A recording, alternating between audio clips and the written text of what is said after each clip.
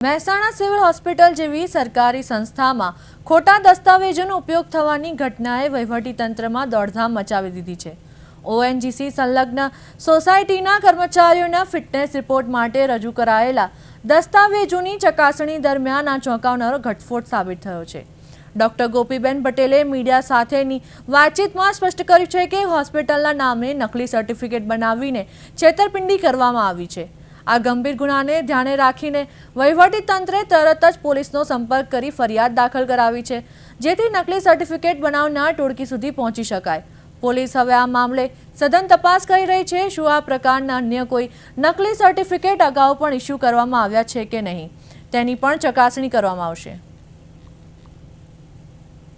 જ્યારે જે ચોથું ફોર્મ હતું, જે ચોથું પેશન્ટનું ફોર્મ હતું, એમાં અમારા આરએમઓની સહી ખોટી હતી અને થોડું સિક્કામાં પણ મને થોડો ચેન્જીસ લાગ્યો।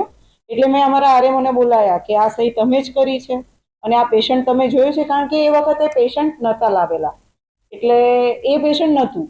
એટલે મેં એમને બોલાયા કે આ પેશન્ટ તમે જોયેલો છે ને, આ સહી તમારી છે? ત્યારે એમણે એને નકારી કાઢ્યું કે આ સહી મારી છે જ નહીં, આ સિક્કો પણ આપણો નથી અને આ પેશન્ટને પણ મેં પોતે જોયેલું નથી કે ચકાસ